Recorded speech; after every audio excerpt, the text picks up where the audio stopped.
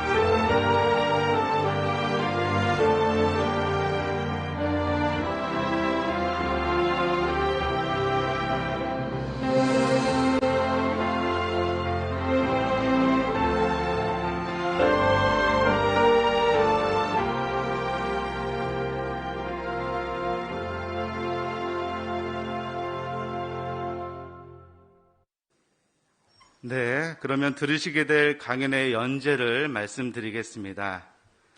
자신이 가진 모든 것으로 하나님께 영광을 돌리십시오입니다. 폐기를 위해서 다시 말씀드리겠습니다. 자신이 가진 모든 것으로 하나님께 영광을 돌리십시오입니다. 수고해 주실 연사는 평택 오성회 중에서 연합하고 계시는 김윤철 형제입니다. 김윤철 형제를 연당으로 초대합니다.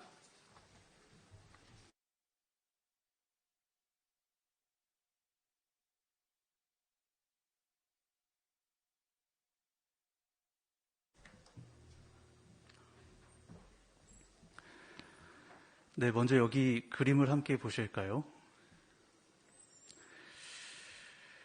두 사람이 어디론가 가고 있습니다. 그런데 그 가고 있는 모습은 많이 달라 보이죠. 먼저 왼쪽에 있는 사람을 한번 보시죠. 화살을 타고 가는 것 같습니다. 어떤 생각을 하고 있을까요? 빨리 저 관역에 도착해서 만세를 불러야겠다. 이런 생각을 하고 있는 것 같습니다. 반면에 오른쪽 그림에 있는 사람은 어떻습니까? 저 사람은 그렇게 급해 보이지는 않습니다. 사실 이 사람이 걷고 있는 길은 영원히 이어져 있는 길입니다. 그래서 얼마나 빨리 가느냐는 그렇게 중요한 문제가 아니죠. 그렇다면 이 사람에게 중요한 것은 무엇일까요? 이 영원한 길을 어떤 마음가짐으로, 어떤 정신 태도를 가지고 걸어가느냐, 이것이 이 사람에겐 중요한 문제입니다. 오늘 우리가 함께 살펴볼 하느님께 영광을 드리는 이 주제는 오른쪽 그림과 관련이 있습니다. 그러니까 그리스도인 삶 전체와 관련된 문제라는 것을 계속 기억하시면 좋겠습니다. 이 왼쪽 그림은 이제 잊어버리셔도 됩니다. 오른쪽 그림을 기억하시면서 한번 오늘의 연설 요점들을 하나씩 연결시켜 보시면 좋을 것 같습니다. 혹시 이 자리에 그 영원한 길을 이제 막 걷기 시작하신 분이 계십니까? 아니면 이제 한번 걸어볼까? 이렇게 고민을 하고 계신 분이 계십니까? 그렇다면 진심으로 환영합니다. 이 자리에 잘 오셨습니다. 앞으로 우리가 영원히 걷게 될 이 영광을 드리면서 사는 길이라는 이 주제를 통해 앞으로의 여행에 도움이 되시기를 진심으로 바랍니다. 그럼 이제 필요한 질문들을 조금씩 살펴보시죠. 먼저 영광을 돌린다는 것이 무슨 뜻입니까? 영광을 돌린다 해서 영광이란 단어의 기본 사상은 이 무거움과 관련이 있다고 합니다. 그러니까 한자로 무거울 중자를 생각해 보시면 어떨까요? 어떤 단어들이 떠오르십니까? 중용, 존중, 귀중 이런 단어들이 떠오르실 겁니다. 맞습니다. 이 영광이라는 건 누군가를 중요하게 여기고 존중하고 또 귀히 대하는 것, 그런 마음과 관련이 있습니다. 우리는 회중 형제 자매들을 그런 마음가짐으로 대하죠. 우리 가족들도 마찬가지고 야외에서 만나는 모든 사람들도 그렇습니다. 그런데 그런 마음만 가지고 있어서는 안 되겠죠. 그것을 행동으로 표현을 해야 되는데 행동으로 나타날 때 그것이 영광을 돌리는 것이 될 수 있습니다. 자, 그럼 한번 생각해 보시죠. 우리의 삶에서 가장 중요하신 분은 누구십니까? 가장 존중받으실 분, 귀히 여기실 분 누구십니까? 하느님이시죠. 그분께 어떻게 우리의 마음을 표현할 것입니까? 숭배를 통한 찬양, 영예, 감사를 드림으로 영광을 돌릴 수 있게 됩니다. 그 중에서 몇 가지 구체적인 방법은 잠시 후에 살펴볼 것입니다. 그러면 그 다음 질문, 왜 하느님께 영광을 돌려야 합니까? 사실 사람들은 그렇게 살고 있지 않지 않습니까? 다른 사람보단 내가 중요한 사람이 되고 다른 사람이 존중받기보단 내가 존중받는 게 인생 성공 비결 아닙니까? 그렇게 보일 수 있습니다. 사실 많은 사람들이 자신의 재능이나 시간 등을 사용해서 뛰어난 운동선수가 되고 많은 돈을 벌고 또 많은 업적을 이뤄서 명예나 찬양을 받기를 원합니다. 하지만 사람들이 그렇게 생각하는 이유는 그러한 그 작은 영광들 너머에 있는 광활한 영광의 근원이 계시다는 것을 보지 못하고 있기 때문입니다. 그것을 본다면 생각이 어떻게 바뀔까요?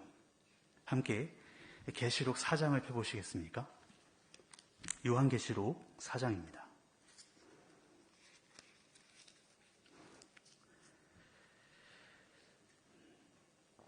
1절부터 내용을 쭉 보시면 하늘의 환상들을 보시면서 여러 영적 피조물들이 언급된 것을 보실 수 있을 겁니다. 그런데 그 영적 피조물들이 이 하느님 앞에서 그분께 영광을 드려야 하는 이유를 11절에서 이렇게 말합니다. 11절을 읽어보겠습니다. 우리 하느님 여호와여, 주께서는 영광과 영예와 능력을 받으시기에 합당합니다. 주께서 모든 것을 창조하셨으며 그것들이 주의 뜻으로 말미암아 존재하게 되었고 또 창조되었기 때문입니다. 네, 이들은 여호와 하느님을 분명히 보고 있으며 이렇게 말합니다. 여호와께서 모든 것을 창조하셨기 때문에 영광을 받으시기에 합당합니다. 생각해 보십시오. 모든 것을 만들었다는 건 모든 것에 대한 주인의 권리를 가지고 계시다는 겁니다. 요즘 초등학생들이 가장 힘센 사람으로 생각하는 사람이 있다고 하더군요. 건물주입니다. 근데 여호와께서는 건물주 정도가 아니라 만물의 주이십니다. 당연히 우리 생명의 권리, 생명의 주인이기도 하시죠. 뿐만 아니라 그분이 만물을 만드실 때 사용하신 능력을 생각해 보십시오. 우리가 얼마나 더 많은 능력을 가지면 우주를 만들 수 있게 될까요? 상상할 수도 없습니다. 그분의 지혜는 어떻습니까? 이러한 점들을 생각해 보면 이 영적 피조물들이 여호와께 영광을 드리는 것이 이해가 됩니다. 이들이 만약에 운동을 하기 시작하면 아마 올림픽에 나가서 전 종목 금메달 따는 건 문제도 아니겠죠. 공부를 하기 시작하면 가장 좋은 대학에 가서 위대한 업적을 쌓는 것도 어려운 일이 아닐 겁니다. 하지만 이 강력한 천사들도 그분 앞에서 그분을 보면서 감히 그들의 능력이나 지혜를 자랑하지 못합니다. 그들 마음대로 살 생명의 권리 주장하지 않습니다.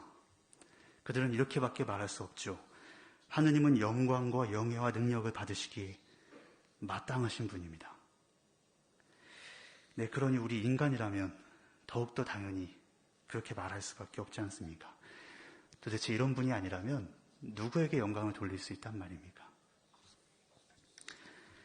자, 이제 본론적인 질문을 한번 생각해 보시죠. 그렇다면 어떻게 여호와께 영광을 돌릴 수 있습니까? 예수께서 아주 훌륭한 모범들을 남겨주셨는데요. 그 중에서 오늘은 이 세 가지 본을 좀 구체적으로 살펴볼 것입니다. 첫 번째 본은 빌립보 2장 5절에 나오는 표현에 근거해 있습니다. 자신을 낮추는 정신 태도를 가지고 사신 겁니다. 자신을 낮추는 정신 태도. 어떻게 실제로 그렇게 하셨는지 일단 마태 4장의 기록을 같이 보실까요? 마태복음 4장입니다.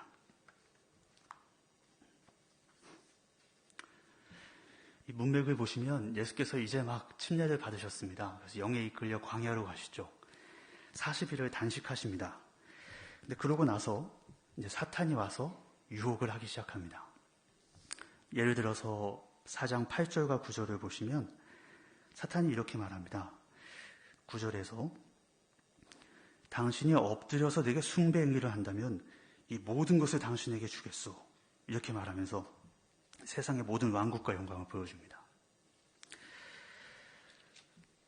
예수께서는 이때 은근히 혹은 간접적으로 자신의 권위나 업적을 조금 내세울 수도 있지 않으셨을까요? 예를 들면 만약에 저라면요. 예수께서 말씀이지 않으셨습니까? 그 하느님의 대변자로서 하늘에 계실 때에도 땅에 계셨을 때에도 아주 중요한 역할을 하셨습니다. 그러니까 이렇게 말씀하실 수 있었을 것 같습니다. 사탄아, 하느님의 대변자로서 내가 너에게 한마디 하겠다. 얼마나 멋진 저항입니까? 아니면 이렇게 말씀하실 수도 있지 않았을까요? 사탄아, 너는 아무것도 창조한 적이 없지. 나는 모든 것을 창조할 때 굉장히 큰 관여를 했는데 네가 모르고 있는 걸 좀 내가 알려주고 싶어. 어떠십니까? 이렇게 은근히 자신을 자랑하실 수도 있으셨을 겁니다. 하지만 그분이 얼마나 겸손하게 대답하셨는지 그분의 대답을 한번 보십시오. 4절, 7절, 10절에서 그분은 매번 겸손하게 모세가 쓴 글을 인용하십니다. 그러면서 기록되어 있다 라고만 말씀하시죠. 정말 멋진 본의 아니십니까? 2011년 파스테에서는 이렇게 말합니다. 예수께서는 사탄의 부추김을 물리침으로 자신의 삶에서 가장 중요한 분이 여호와이심을 한 번 더 증명하였습니다. 예, 그렇습니다. 예수께서는 단 한 번뿐만 아니라 계속해서 이렇게 자신을 낮추는 정신 태도를 가지고 사셨습니다. 이 빌립보 2장 5절부터 8절을 보시면 하늘에 계실 때에도 자신을 낮추셨고 땅으로 내려오실 때에도 자신을 크게 낮추셨으며 내려오신 다음 인간으로 사시면서도 자신을 낮추셨고 그렇게 죽기까지 제자들의 발을 씻어주시고 형제에 못 박히시면서까지 끝까지 자신을 낮추시는 삶을 살았습니다. 우리도 그분처럼 자신을 낮추는 정신 태도를 가지고 산다면 여호와께 영광을 드릴 수 있게 될 것입니다. 구체적으로 어떻게 본받을 수 있을까요? 2011년 파스데이 2월 1일호에는 이런 말이 있습니다. 누군가가 여러분을 칭찬하려고 한다면 겸손하게 여러분에게서 주의를 돌려 여호와와 그분의 조직에 주의가 기울어지게 하십시오. 이 회중에서 여호와 하나님을 열심히 섬기다 보면 칭찬받을 일이 많죠. 그럴 때 그냥 이목을 받고 즐기고 있습니까? 제가 좀 잘하죠. 이렇게 말씀하실 분들 없으실 겁니다. 보통 어떻게 말씀하십니까? 그 일을 준비하면서 제가 기도를 정말 많이 했습니다. 여호와께서 도와주지 않으셨다면 그렇게 못했을 겁니다. 아니면 그분의 조직의 영광을 돌릴 수도 있죠. 그 일을 준비하면서 조직이 베풀어진 지침들, 출판물들 얼마나 여러 번 읽었는지 모릅니다. 그런 지침들이 없었으면 못했을 겁니다. 이렇게 영광을 여호와께 돌릴 수 있습니다. 받는 칭찬들마다 그렇게 대답한다면 조금 이상한 형제라고 여겨질 수도 있죠. 그럴 때는 자연스럽게 이렇게 말씀하실 수도 있습니다. 저를 도와준 김형제, 최형제, 박형제가 없었다면 어려웠습니다. 저를 든든하게 보조해준 저의 배우자, 자녀들이 없었다면 못했을 겁니다. 라고 말씀하실 수도 있을 겁니다. 예수께서는 은근히 자랑하는 것도 하지 않으셨죠? 혹시 우리는 SNS에 사진이나 글을 올릴 때 자신이 어떠한 삶을 살고 있는지 은근히 자랑하듯이 올리지는 않습니까? 그러한 점을 잘못해보는 출판물도 있었습니다. 그러한 태도를 계속해서 피해 나간다면 우리도 예수를 본받을 수 있습니다. 두 번째 방법은 무엇입니까? 히브리서 1장 9절에 근거해 있는 표현인데요. 의를 사랑하고 불법은 미워하는 것입니다. 아니, 내가 무엇을 사랑할 것인지, 무엇을 미워할 것인지 마음이 이끌리는 대로 정하는 것이 아니고 하느님의 표준에 따라 정한다는 것이 쉬운 일은 아닐 겁니다. 끊임없이 노력이 필요한 일이 사실입니다. 하지만 예수께서는 기꺼이 자신의 생각, 마음을 하느님이 원하시는 모양으로 틀잡으셨습니다. 아마 이러한 선고를 계속 기억하셨을 겁니다. 이사야 64장 8절을 함께 보실까요? 이사야 64장 8절입니다.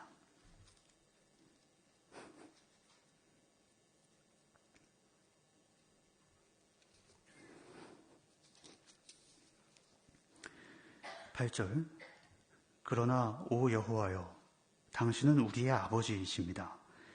우리는 진흙이요, 당신은 도공이십니다. 우리는 모두 당신이 손수 만드신 것입니다.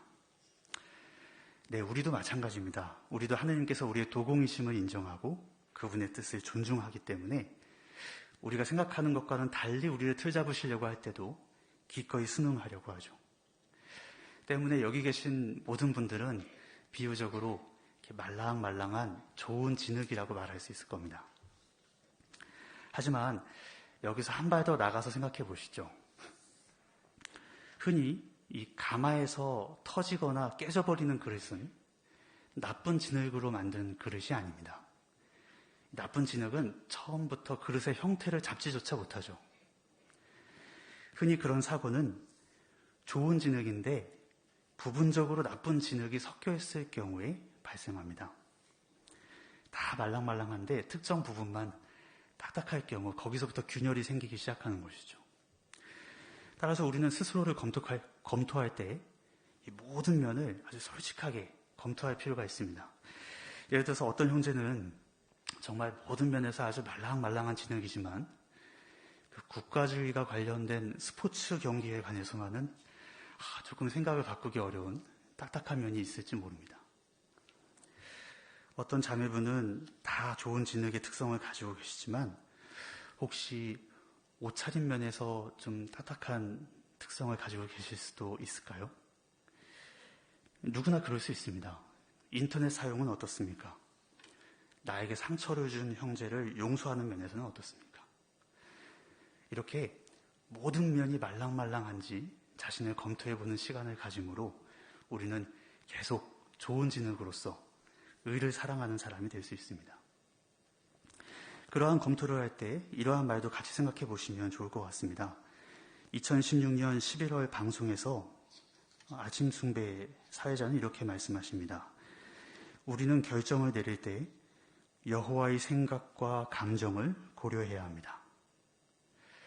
네, 우리는 어떤 것을 결정할 때 우리가 의를 사랑하고 있고 하느님을 기쁘시게 하고 싶다는 이 말랑말랑한 정신 상태를 가지고 있음을 잘 나타냅니까? 그렇게 된다면 예수를 본받아 여호와께 영광을 돌릴 수 있게 될 겁니다. 세 번째 방법은 무엇입니까? 로마서 8장 28절, 29절에 근거한 내용입니다. 하느님께 영혼을 다한 정성을 바치셨다는 겁니다. 즉, 온전히 자기 자신을 바쳐서 헌신한 삶을 사신 것이죠. 예수께서는 그 성구에서 이렇게 말씀하십니다. 나는 아무것도 내 뜻대로 하지 않습니다. 언제나 아버지께 기쁨이 되는 일을 합니다. 우리도 그렇게 할 수 있을까요? 아무것도 내 뜻대로 하기보다는 하지 않고 언제나 아버지께 기쁨이 되는 일을 하는 그런 헌신의 마음가짐을 갖고 살 수 있을까요? 예수께서 그 중에서도 특히 중요하게 생각하셨던 일이 여기 요한복음 15장 8절에 나옵니다. 먼저 그것을 보시죠. 요한복음 15장 8절입니다.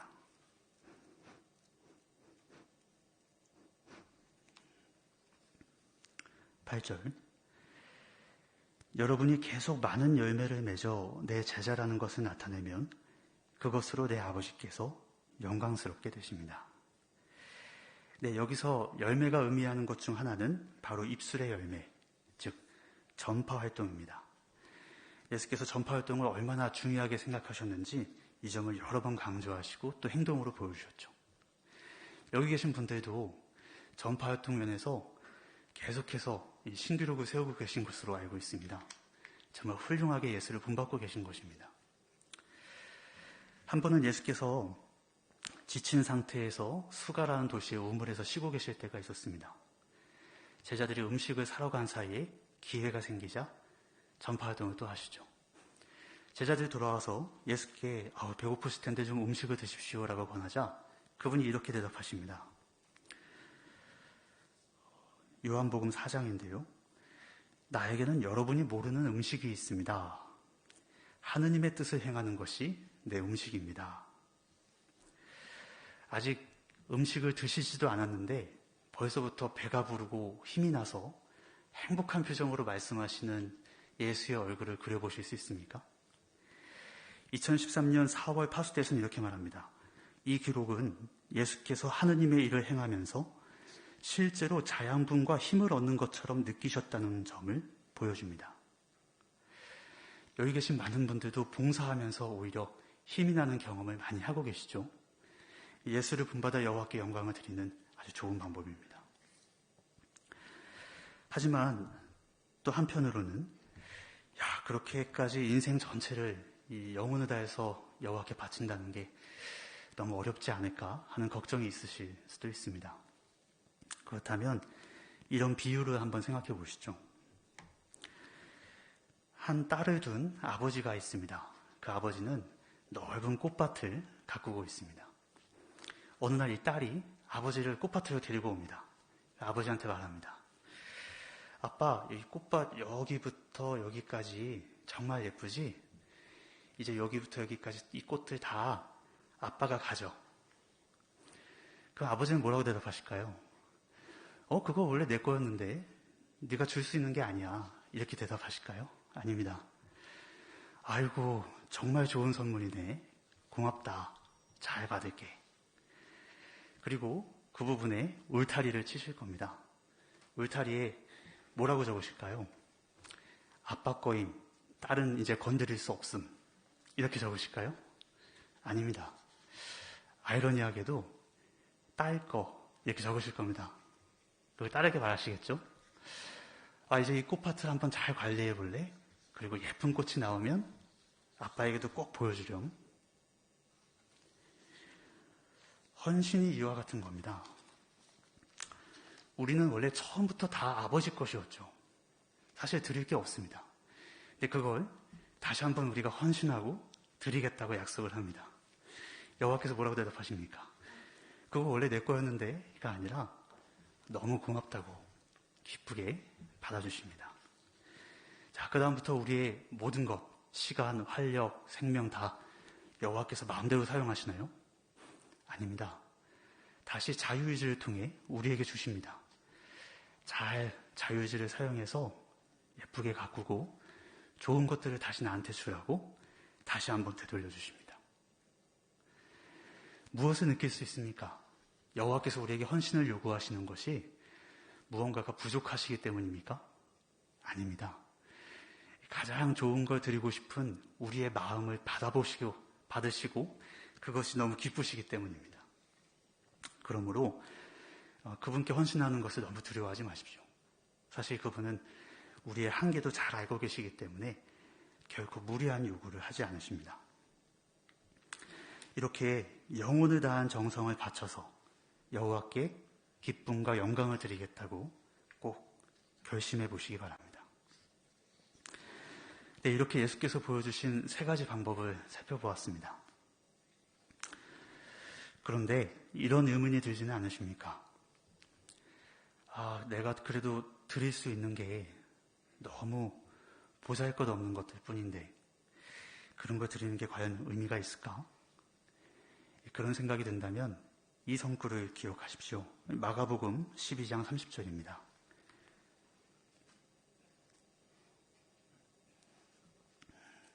마가복음 12장 30절입니다. 내 마음을 다하고 영혼을 다하고 정신을 다하고 힘을 다해 너희 하느님 여호와를 사랑해야 한다. 네, 여러분께서는 지금 무엇을 가지고 계십니까? 재능, 힘, 경험, 시간, 물질 등을 가지고 계시겠죠. 그런데 여호와께서 중요하게 여기시는 건 그 가지고 계신 것이 많은지 적은지가 아닙니다. 적더라도 어떠한 마음으로 그것을 사용하는가, 여호와 하느님을 사랑하는 마음으로 사용하고 있는가, 이것이 중요한 겁니다. 그 점에 대해서 제가 준비한 사진을 한번 보시죠. 네, 바오밥 나무입니다. 이 뿌리부터 잎사귀까지 인간에게 아주 유용한 나무죠.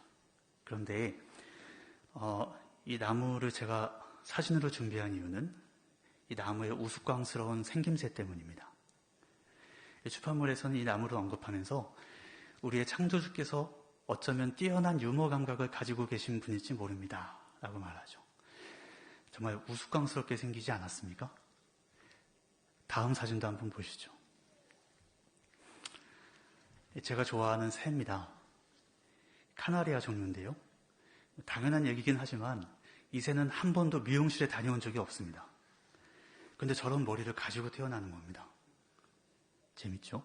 다음 사진도 보시죠. 다음 사진도요. 네, 헤어스타일리스트의 도움을 받은 적은 없지만 언제나 저렇게 멋진 머리를 가지고 있는 소도 있습니다. 다음 사진도 보시죠. 마지막은 제가 제일 좋아하는 동물입니다. 다음 사진이요. 네, 그 코주부 원숭이인데요. 고개를 돌릴 때 코가 덜렁덜렁 거리는 것을 보면 웃음을 참기 어려우실 겁니다. 요점은 무엇입니까? 여호와께서 동물들을 왜 이렇게 재밌게 만들어 놓으셨을까요? 동물들끼리 보고 서로 웃으라고 그렇게 만드셨을까요? 그럴 리가 없지 않습니까? 우리가 보고 웃고 행복하라고, 즐기라고 저렇게 만들어주신 것이 아닙니까? 저런 것들을 만들 때 우리를 염두에 두신 아버지의 사랑이 느껴지십니까? 이 점도 한번 생각해 보시죠. 여기 제 왼손에 빵이 한 조각 있습니다. 오른손에는 우리 중에 김용재가 있다고 한번 생각해 보시죠. 제가 지금 너무 배가 고픈데 이 김용재를 위해서 빵 한 조각을 기꺼이 줄 수 있습니까? 여기 계신 분들은 그렇게 하실 수 있을 겁니다. 그러면 빵보다 더 귀한 것이 있다고 한번 생각해 보시죠. 나의 목숨이 있습니다. 김용재를 위해서 내 목숨도 기꺼이 줄 수 있습니까? 쉬운 일은 아니지만 여기 계신 분들은 그렇게 하실 수 있다고 대답하실 겁니다. 정말 큰 사랑이죠. 근데 이보다 더 나타내기 어려운 사랑도 있을까요? 그럴지도 모르겠습니다. 여기 제 왼손에 우리 아들, 딸의 목숨이 있다고 한번 생각해 보시죠. 김영재를 위해서 아들의 목숨도 주실 수 있습니까? 저희 어머니라면 여호와의 증인이시지만 안 된다고 하실지도 모릅니다. 분명 그러실 겁니다. 정말 쉽지 않은 사랑입니다. 그런데 우리를 그렇게 사랑하신 분이 계시죠. 바로 여호와 하느님이십니다. 이러한 점들을 깊이 묵상해 보십시오. 그분이 우리를 얼마나 사랑하시는지, 그리고 그 감사한 마음을 잊지 말고 우리의 모든 행동에 담아서 행동하는 겁니다. 삶 전체를 걸어갈 때 그러한 감사와 사랑을 표현하기 위해 사는 겁니다. 그렇게 한다면 우리는 기꺼이 우리가 가진 모든 것으로 여호와 하나님을 섬기려는 강한 동기를 갖게 될 것입니다. 그럼에도 불구하고 자신의 드릴 수 있는 것이 너무 작다는 생각이 드십니까? 그 점에 관해서 예수께서 하신 아주 분명한 교훈 한 가지를 더 살펴보시죠. 누가복음 21장입니다. 누가복음 21장을 보시죠.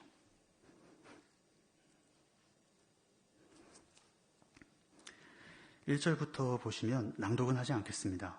니산월 11일에 예수께서 유대인들이 헌금하는 모습을 보고 계십니다. 그러다가 한 과부가 아주 가치가 적은 2렙돈의 돈을 놓자 이렇게 말씀하시죠. 2절에서 3절입니다. 진실로 여러분에게 말하는데 저 가난한 과부가 그들 모두보다 더 많이 넣었습니다. 우리가 제자가 되어서 이 장면을 직접 목격했다고 한번 생각해 보십시오. 어떤 생각이 드실 것 같습니까? 저라면 아마 좀 깜짝 놀랐을 겁니다. 왜냐하면 니산월 9일 바로 이틀 전에 무슨 일이 있었습니까? 예수께서는 그 1년치 품삯에 해당하는 300데나리온의 진귀한 유향을 머리부터 부음을 받으셨습니다. 어쩌면 제자들의 머릿속에 혹은 실제로 그 향이 은은하게 남아있었을지도 모르죠. 그런데 그 작은 2렙돈이요? 그걸 저렇게 칭찬하신단 말입니까? 그 경험을 통해 제자들은 분명한 교훈을 얻었을 겁니다. 양은 중요한 게 아닙니다. 중요한 것은 우리의 마음인 것입니다. 그렇습니다. 이제 결론을 내려보시죠. 영광을 돌린다는 건 무엇입니까? 여호와 하나님을 중요하게 생각하고 존중하고 귀중하게 여기면서 삶 전체에서 숭배를 통해 그것을 표현하는 것입니다. 왜 그분께 영광을 돌려야 합니까? 저는 마땅히, 당연히 라고 말씀을 드리고 싶습니다.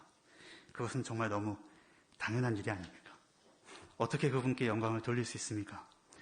끊임없이 자신을 낮추는 태도가 필요했습니다. 의를 사랑하고 불법을 미워하기 위해서 자신의 전체적인 것을 꼼꼼히 검토할 필요도 생각해 보았죠.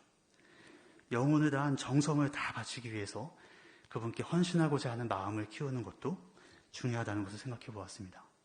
무엇보다 양보다는 마음을 바치는 것이 중요하다는 것도 생각할 수 있었습니다. 이제 마지막으로 이건 정말 부차적인 문제이지만요. 이건 정말 부차적인 문제지만 그분께 영광을 돌리면 우리도 행복해집니다. 여호와께서 우리도 영광스럽게 해주시죠.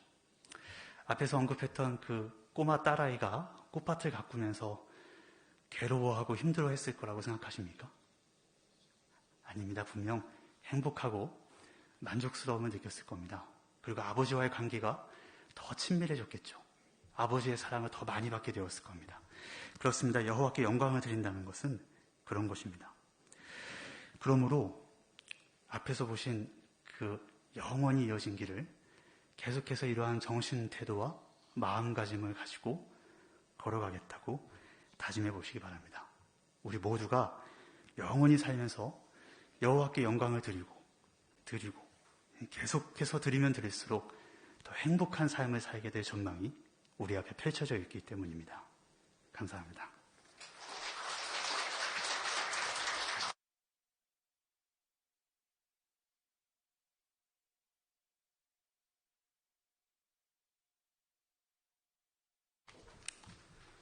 네, 오늘 저희 회중을 위해서 유익하면서도 격려적으로 연설을 해주신 김윤철 형제에게 회중을 대신해서 감사의 말씀드리겠습니다.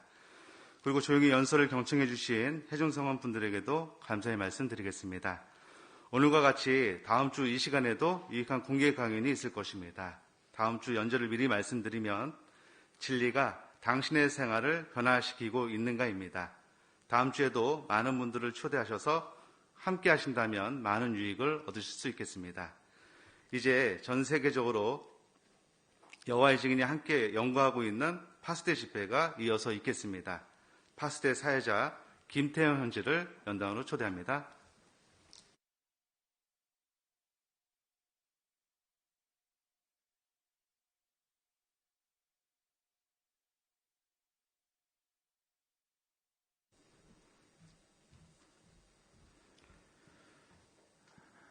준비된 파수대 집회를 즐기기 위해서 가능하신 분들은 함께 일어나셔서 기쁨으로 노래하라 17번 함께 부르시겠습니다.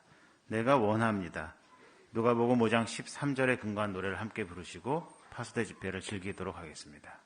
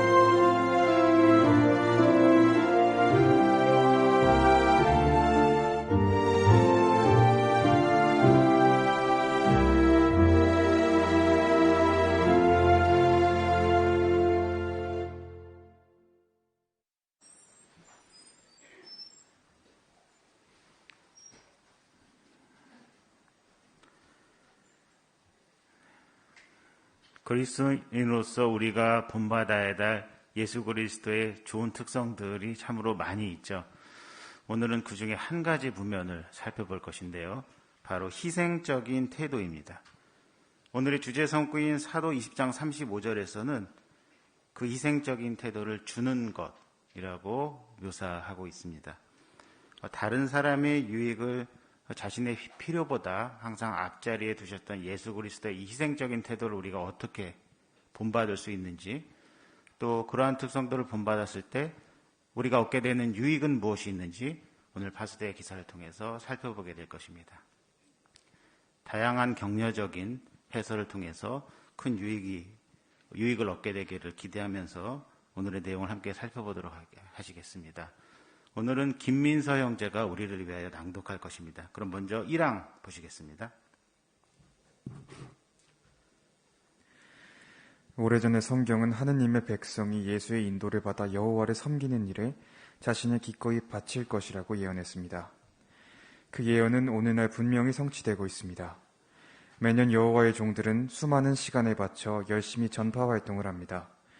자신의 비용을 들여 자진해서 그렇게 하는 것입니다. 또한 그들은 시간을 내어 동료 그리스도인들을 신체적으로, 감정적으로, 영적으로 도와줍니다. 임명된 형제들은 집회 프로를 준비하고 회중의 양들을 돌보는데 많은 시간을 보냅니다. 여호와의 백성은 어떤 동기로 이 모든 일을 합니까? 바로 여호와와 이웃에 대한 사랑입니다. 네, 함께 1항 질문을 보시겠습니다. 여호와의 백성은 어떤 훌륭한 태도를 나타냅니까?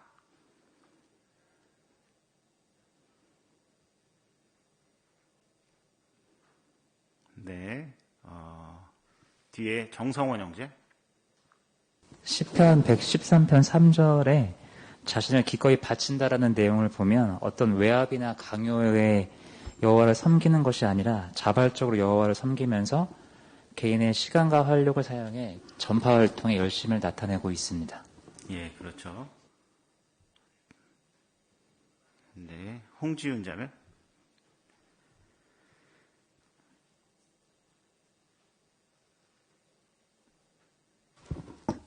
또 다른 부면으로 시간을 내어서 동료 그리스도인들을 신체적으로, 감정적으로, 영적으로 도와주는 일도 합니다. 예, 그렇습니다. 네, 안현주 자매. 네, 또한 동기가 가장 중요할 텐데요. 자신의 이익을 위해서가 아니라 여호와와 이웃에 대한 사랑이 동기로 이런 일들을 합니다. 예, 그렇습니다. 예, 앞에 이문자 자매.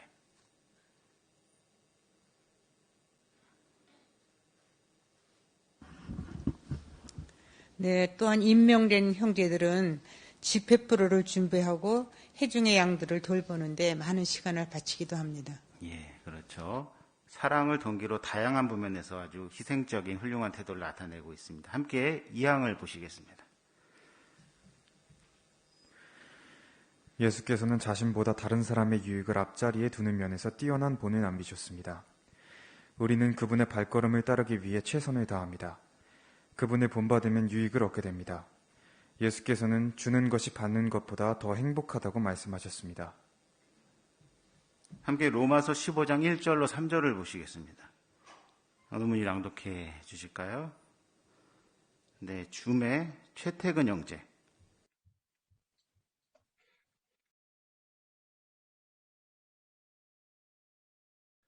우리 강한 사람들은 강하지 않은 사람들의 약점을 져야 하고 우리 자신을 기쁘게 하지 말아야 합니다.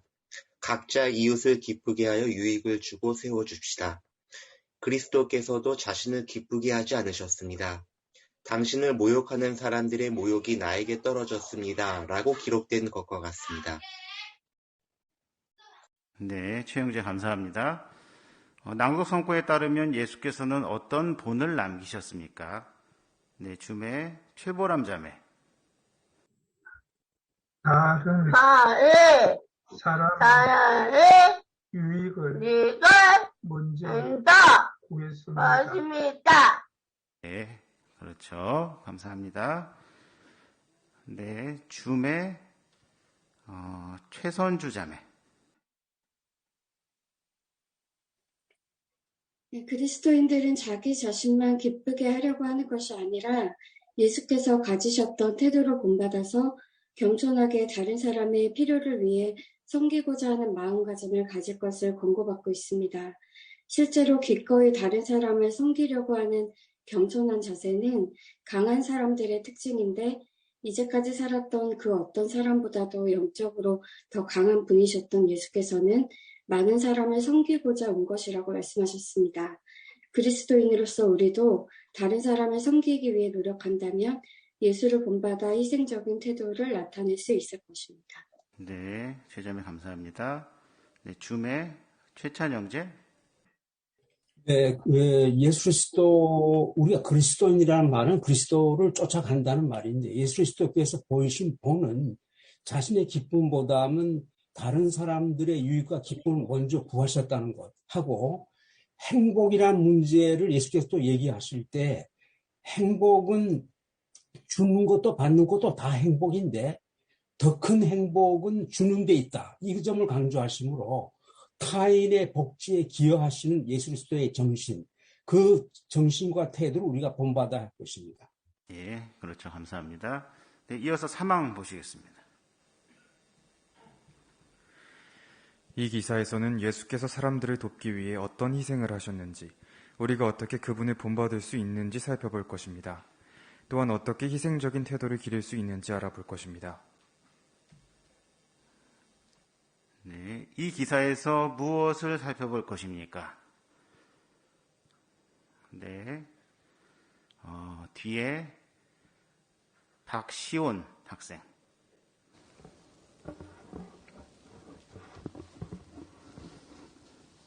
이 기사에서는 예수께서 사람들을 돕기 위해 어떤 희생을 하셨는지 알아볼 것입니다. 네, 다른 분들 위해서 양보해 주셨네요. 감사합니다. 네, 앞에 김윤서 자매. 우리가 어떻게 예수를 본받을 수 있는지 살펴볼 것입니다. 예, 그렇습니다. 그리고 신호영 학생. 또한 어떻게 희생적인 태도를 기를 수 있는지 알아볼 것입니다. 네, 그렇습니다. 먼저 예수께서 나타내신 희생하는 태도와 관련된 본을 먼저 살펴보도록 하시죠. 예수를 본받으십시오. 소제목화의 4항입니다. 예수께서는 피곤하실 때에도 기꺼이 도와주셨습니다. 많은 사람이 예수를 만나러 가버나움 근처에 있었을 산으로 왔을 때 그분이 어떤 반응을 보이셨는지 생각해 보십시오. 전날 예수께서는 밤새도록 기도하셨습니다. 틀림없이 매우 피곤하셨겠지만 그분은 무리 가운데 있는 가난하고 병든 사람들을 보고 불쌍히 여기셨습니다.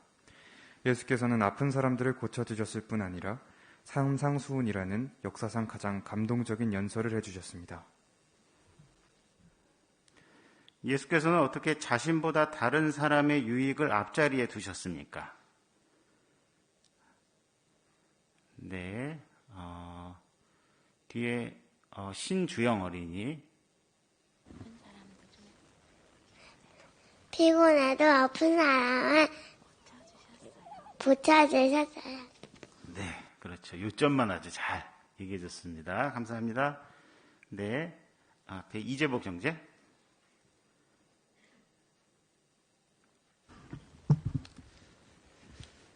피곤하면 만사가 귀찮은데요.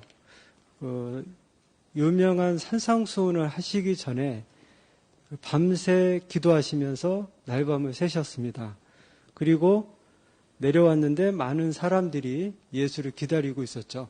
그 중에는 병든 사람, 또 매우 영적인 도움을 필요로 하는 사람들이 많았기 때문에 그들을 개인적으로 다 치료를 해 주시고 그 다음에 산상수훈을 하신 겁니다. 그러니까 예수께서는 매우 피곤한 상태에서도 사람들의 복지를 위해서 그처럼 기꺼이 도와주는 태도를 분명히 볼 수 있습니다. 예, 그렇죠. 감사합니다. 조수미 자매. 네, 사실 피곤한 상태에서는 부탁받은 일만 해줘도 굉장히 감사한 일이고 할 만큼 했다라는 생각이 들 수 있습니다. 하지만 예수께서는 병고침을 원한 사람들이 원하는 것 이상으로 영적인 건강까지 돌보아 주심으로써 다른 사람의 유익을 앞자리에 두셨습니다. 예, 그렇습니다. 관련된 사파를 보실까요? 사파를 통해서 어떤 유익을 얻을 수 있는지 해설하실 수 있습니다. 네, 김진섭 형제. 사파에 보면 정말 수많은 무리가 있는데요. 사파 속에 묘사된 사람들이 다는 아닐 겁니다. 훨씬 더 많은 사람들이 모여 있었을 텐데 그 사람들 중에 아픈 사람들과 악귀 들린 사람들이 예수께 몰려들었을 때 예수께서 그들을 보시면서 내가 지금 너무 피곤하니까 한꺼번에 다 고쳐줘야 되겠다라고 생각을 하실 수도 있었을 텐데 아마 그렇게 안 하셨을 겁니다. 참조된 누가 6장에 누가의 다른 기록에 누가 4장을 보면 아픈 사람들이 몰려들었을 때 예수께서 그들 각자에게 손을 얹어 고쳐주셨다라는 표현이 있는데요. 보통 예수께서는 아픈 사람들을 고쳐주실 때 이렇게 개개인을 상대하는 방법으로 고쳐주셨습니다. 이 수많은 사람들을 한 사람 한 사람씩 아마 개인적인 관심도 나타내 가시면서 고쳐주시는 데는 엄청난 시간과 에너지가 소모되었을 텐데 그들을 다 고쳐주시고 나서 밤을 새서 피곤하셨을 텐데도 이렇게 앉으셔서 또 영적인 기용까지 베풀으셨다는 것을 보면 로마 15장에 말씀처럼 예수께서 정말 자신을 기쁘게 하지 않으셨다라는 표현이 과장된 것이 아니었음을 알게 됩니다. 예, 감사합니다. 네, 줌에 이금지자매. 사파의 구도를 보면 우리도 마치 그 속에 앉아 예수의 말씀을 듣는 것처럼 그려냈습니다. 그분의 말씀을 직접 들었던 사람들뿐만 아니라 오늘날에도 성서를 통해 그분을 잘 알게 되면 그분의 희생적인 본으로부터 유익을 얻을 수 있습니다. 네, 그렇습니다. 감사합니다. 자, 그러면 이 교훈을 가장들은 어떻게 본받을 수 있을까요? 다음 5항을 통해서 살펴보겠습니다. 가장들은 어떻게 예수를 본받습니까? 한 가지 상황을 생각해 보겠습니다. 한 가장이 고된 일과를 마치고 지친 몸으로 집에 돌아옵니다. 그는 저녁에 계획된 가족 숭배를 미루고 싶은 마음이 들지만 여호와께 가족 숭배를 사회할 힘을 달라고 간청합니다. 여호와께서 그 기도를 들어주셔서 그의 가족은 평소처럼 가족 숭배를 합니다. 그날 자녀들은 한 가지 중요한 교훈을 배웁니다. 부모님이 영적인 것을 다른 무엇보다 중요하게 여긴다는 것입니다. 가장은 피곤할 때 어떻게 예수의 희생적인 태도를 본받을 수 있습니까? 네, 서정인 형제.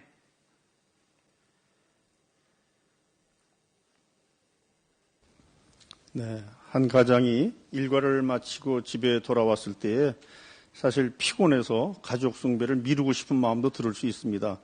그럴 때 오히려 그 가장은 여호와께 기도하면서 힘을 달라고 간청했고 그 가족 숭배를 잘 수행합니다.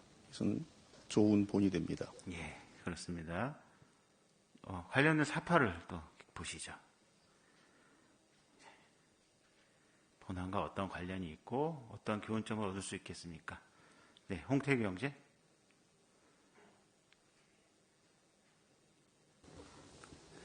네, 저는 이 중간에 나오는 이 기도하는 장면이 참 중요하다 이런 생각이 듭니다.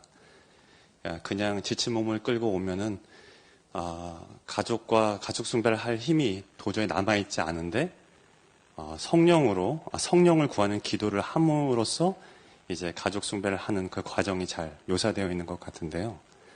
성경의 이사야에도 보면 여호와의 영이 예수에게 머물 때 예수께서 사람들을 위로하고 고쳐주셨다 이런 말이 있습니다. 아마 예수께서 신체적으로 힘드셨겠지만 그때도 여호와의 성령의 도움이 있었기 때문에 아마 그처럼 사람들을 도와줄 수 있었듯이 장로들도 자신의 힘만으로는 부족하다고 느낄 때 여호와의 성령의 도움을 구한다면 분명 도저히 불가능할 것 같은 그러한 가족 숭배를 사회할 힘을 얻어서 여호와의 뜻을 행하도록 여호와께서 도와주실 수 있다는 점을 잘 묘사해 주는 것 같습니다. 예, 그렇죠. 감사합니다. 네, 뒤에 변정미 자매. 네, 이런 가장의 희생적인 태도는 자녀들에게도 정말 큰 교훈이 될 것 같은데요. 부모님이 영적인 것을 다른 무엇보다도 중요하게 여긴다는 아주 큰 교훈을 배우게 될 것입니다. 예, 그렇습니다. 네, 줌의 김명애 자매. 네, 저는 아이들의 표정을 좀 봤습니다. 지금 아빠가 넥타이만 풀르시고 지금 8시 반 시계인데 아빠가 피곤하다는 것을 아이들도 인지하고 있는 것 같습니다. 그런데 얼마나 사랑스럽고 따뜻하게 이야기를 하는지 아이들이 아빠 얼굴들을 굉장히 열심히 쳐다보고 있죠. 아까 그 산상수훈에서도 어린아이가 이제 꽃을 들고 있는 장면이 있었던 것처럼 아이들에게 이렇게 사려 깊게 교훈을 남기는 것도 희생적인 태도라고 표현이 되는 것 같습니다. 그렇죠. 감사합니다. 이렇게 그리스도의 희생정신을 본받는 가장들은 다른 가족인 자녀들에게도 좋은 영향을 끼친다는 것을 알 수 있습니다. 예수께서 나타내신 또 다른 희생적인 태도 관련돼서 6항 보시겠습니다. 예수께서는 개인 시간을 기꺼이 희생하셨습니다. 예수께서 친구인 침례자 요한이 처형되었다는 소식을 듣고 어떤 심정이셨을지 상상해 보십시오. 틀림없이 매우 슬프셨을 것입니다. 성경은 이렇게 알려줍니다. 예수께서는 요한이 죽었다는 말을 듣고 혼자 계시려고 거기서 배를 타고 외딴 곳으로 가셨다. 우리는 예수께서 왜 혼자 있고 싶어 하시는지 이해할 수 있습니다. 우리 대부분은 슬플 때 혼자 있고 싶어 합니다. 하지만 예수께서는 그렇게 하실 수 없었습니다. 그분이 도착하신 외딴 곳에 많은 사람이 먼저 와 있었던 것입니다. 예수께서는 어떤 반응을 보이셨습니까? 그들의 필요에 주의를 기울이시고 그들을 불쌍히 여기셨습니다. 그분은 그들에게 영적으로 새 힘이 절실히 필요하다는 것을 아셨고 즉시 그들을 도와주셨습니다. 사실 예수께서는 그들에게 단지 몇 가지가 아니라 많은 것을 가르치기 시작하셨습니다. 예수께서 사람들을 돕기 위해 개인 시간을 희생하신 어떤 예가 있습니까? 네. 노지영 자매. 침례자 요한이 처형됐다는 소식을 예수께서 들으셨을 때 매우 슬프셨을 것입니다. 그래서 혼자 계시기 위해서 배를 타고 외딴 곳으로 가셨는데 사람들이 많이 먼저 와 있었다고 했습니다. 성경에 보면. 그때 예수께서 귀찮게 여기신 것이 아니라 그들이 영적으로 새 힘이 절실히 필요하다는 것을 아셨고 그들을 불쌍히 여기셔서 많은 것을 가르치기 시작하셨다고 했습니다. 이 내용을 보면 예수께서 그 개인의 시간과 감정까지 희생하셨다는 점을 알 수 있습니다. 네, 그렇죠. 감사합니다. 네, 한준기 형제. 예, 본항에 보면은 거기에 단지 몇 가지가 아니라라는 표현이 나옵니다. 사실 개인적인 슬픔이나 이런 것들 때문에 분명히 가르쳐야 할 그런 의무가 있었을 때 가르칠 수는 있을 것입니다. 하지만 빨리 끝내고 자기의 감정을 추스르고 싶은 게 사실 우리들의 마음일 것입니다. 하지만 예수께서는 각각 개개인이 필요한 것들, 그 부분에 대해서 모두 그들을 위로하고 가르치고 이런 것을 볼 때 크신 사랑이 있음을 알게 됩니다. 예, 그렇죠. 감사합니다. 네, 주매 오지은 자매. 네, 여기 본항에서는 즉시 그들을 도와주셨고 많은 것을 가르치셨습니다. 그러니까 그 감정을 추스릴 시간도 없이 본인의 감정보다는 사람들의 필요에 먼저 주의를 기울이시고 그게 우선순위였다는 것을 알 수 있는데요. 자신에게 침례를 준 요한의 그것도 아주 참혹한 방법으로의 죽음의 소식이 그분을 얼마나 슬프게 하셨는지 우리가 상상을 할 수 있을 것입니다. 그렇습니다. 네, 뒤에 박영미 자매. 네, 요한은 예수의 친구이기도 했지만 친족이었습니다. 친구가 죽은 것보다 어쩌면 더 슬펐을 수도 있습니다. 예수께서 감정적으로 위로가 필요하셨을 순간이었을 수 있지만 사람들을 보셨을 때 그들을 불쌍히 여기셨습니다. 자신의 필요보다 사람들의 필요를 먼저 희생적으로 생각하셨음을 알 수 있습니다. 예, 그렇습니다.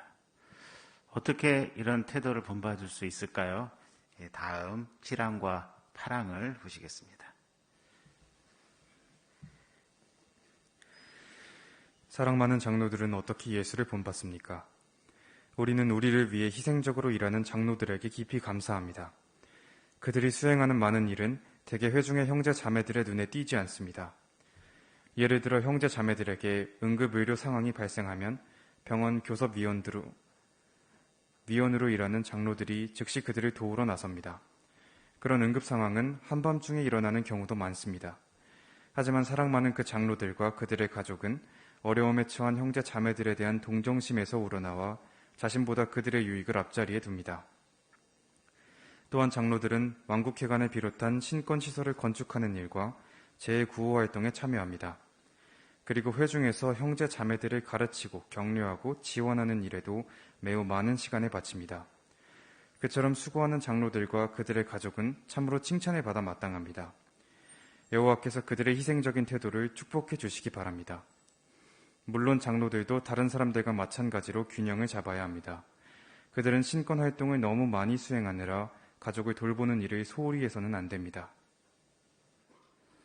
네, 7, 8항 질문 보시죠. 형제 자매들에게 도움이 필요할 때 사랑 많은 장로들은 어떻게 예수를 본받습니까?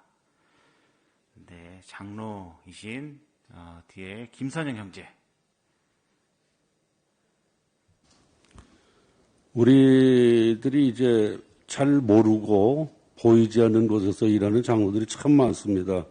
병원교섭위원회, 재해구호위원회 또는 대회해관위원회 또는 지역대위원회 등등 아주 굉장히 많은 곳에서 장로들이 일을 하는데 때때로 이 장로들이 수고하다 보면은 한밤중에 아마 병원교섭위원으로 일하는 분들은 급하게 이제 병원을 찾고 또 의사를 찾고 이런 어려움을 겪으면서도 말없이 수고하고 있습니다.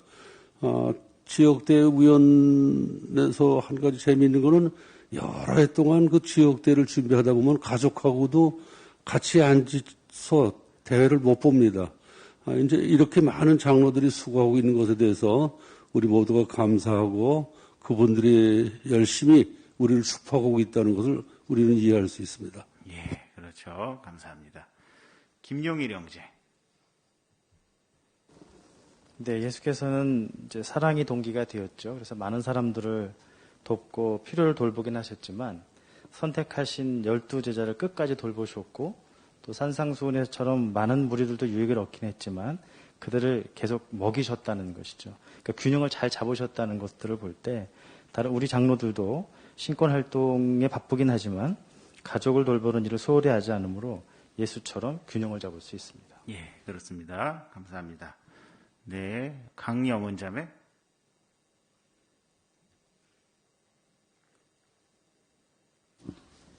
장로 형제들이 다른 사람들을 돕는 일 때문에 가족과 함께 시간을 보내지 못할 때 그것은 분명 그들의 가족에게 희생이 됩니다. 하지만 장로 형제들이 그렇게 할 수 있도록 가족들이 기꺼이 지원한다면 자신의 이익보다 형제자매들의 유익을 더 중요하게 생각한다는 점을 가족들도 나타내는 것입니다. 네, 그렇네요. 감사합니다. 네, 서민정 자매. 네, 최근에도 우크라이나에 어려움이 발생했을 때 그곳에 필요한 물품을 전달하기 위해 많은 형제들이 어려움에도 위험을 무릅쓰고 그 안으로 들어갔다라는 소식을 들었습니다. 이처럼 어려움에 처한 형제 자매들을 위해서 자신의 위험도 무릅쓰는 장로 형제들은 예수를 본받는다고 할 수 있습니다. 감사합니다. 네, 이렇게 예수를 본받으십시오 소제목하에 예수께서 어떤 희생정신을 나타내고 본받을 수 있는지 살펴보았습니다. 장로나 가장들 뿐만이 아니라 우리 모두가 이런 희생하는 태도를 본받을 수 있겠죠? 어떻게 그런 태도를 기를 수 있을까요? 다음 소제목을 통해서 4가지 제안들을 한번 살펴보도록 하겠습니다. 함께 구항 보시겠습니다. 빌립보서 2장 4, 5절. 여러분 자신의 일에만 관심을 갖지 말고 다른 사람들의 일에도 관심을 가지십시오. 그리스도 예수 안에 있던 이러한 정신 태도를 여러분 안에 간직하십시오. 물론 우리가 모두 장로로 일하는 것은 아닙니다. 하지만 누구나 예수의 희생적인 태도를 본받을 수 있습니다. 성경은 그분이 종의 모습을 취하셨다고 알려줍니다. 그 말에서 무엇을 배울 수 있습니까? 유능한 종은 주인을 기쁘게 할 기회를 찾습니다. 우리는 여호와와 형제 자매들의 종이므로 틀림없이 여호와와 형제 자매들에게 더욱더 큰 도움을 주는 사람이 되고 싶을 것입니다. 그렇게 되는데 다음의 제안들이 도움이 될 것입니다. 빌립보서 2장 4, 5절에 따르면 모든 그리스도인들은 어떤 정신 태도를 길러야 합니까? 네, 줌의 김기춘 자매. 우리가 모든 장로들로 일하는 것은 아닙니다. 하지만 누구나 예수의 희생적인 태도를 본받을 수 있습니다. 네, 그렇죠. 감사합니다. 네, 김윤지 자매.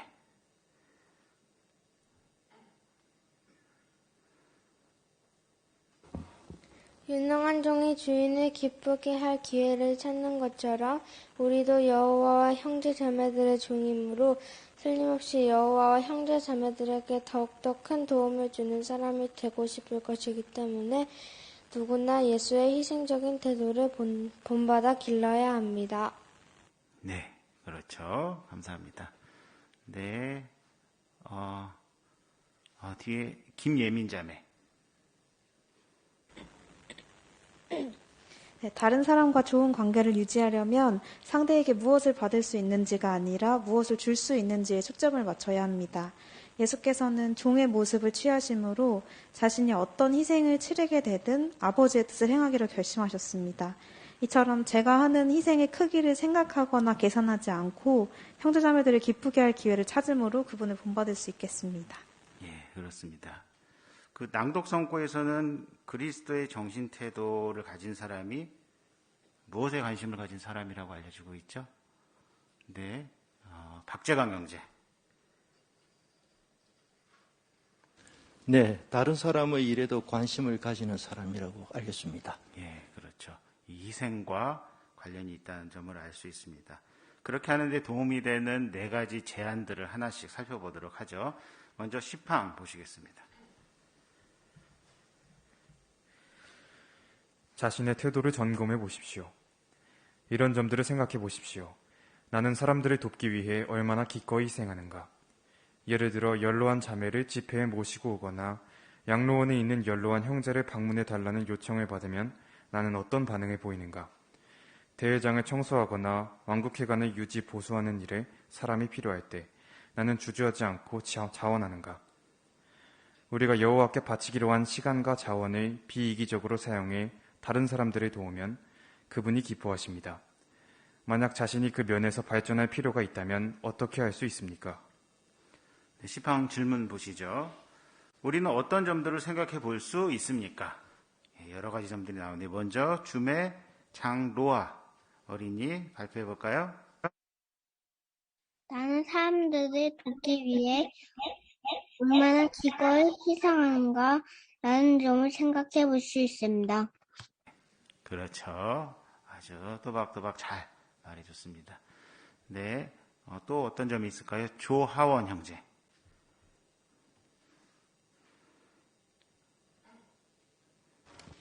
대회장을 청소하거나 왕국회관을 유지보수하는 일에 사람이 필요할 때 나는 주저하지 않고 지원하는지 생각해 볼 수 있습니다.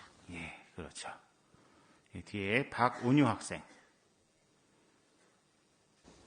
연로한 자매를 집회에 모시고 오거나 양로원에 있는 연로한 형제를 방문해달라는 요청을 받으면 나는 어떤 반응을 보이는지에 대해 생각해 볼 수 있습니다. 예, 그렇습니다.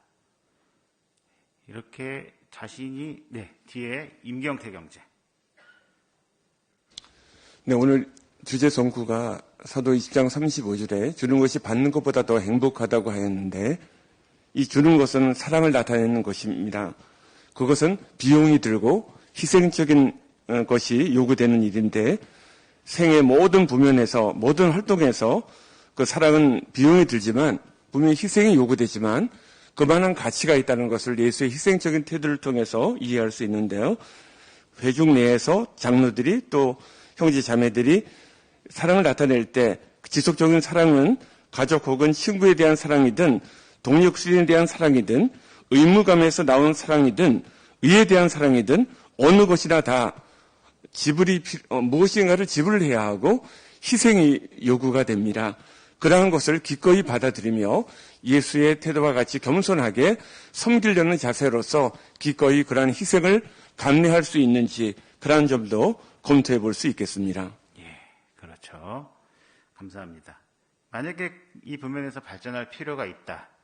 어떻게 할 수 있을까요? 다음 두 번째 제안을 살펴보겠습니다. 11항입니다. 여호와께 간절히 기도하십시오. 자신에게 발전해야 할 부면이 있다는 것을 알지만 노력해야겠다는 마음이 들지 않는다면 어떠합니까? 여호와께 간절하게 기도하십시오. 솔직하게 자신의 감정을 말씀드리고 의욕과 그것을 행할 능력을 달라고 청하십시오.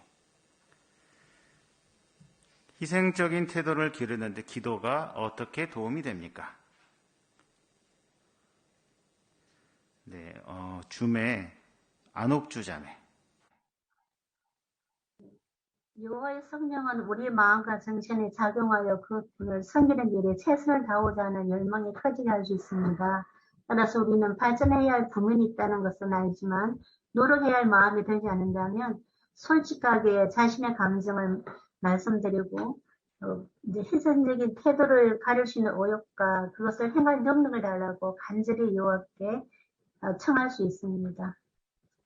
그렇습니다. 감사합니다. 네, 앞에 신영희 자매.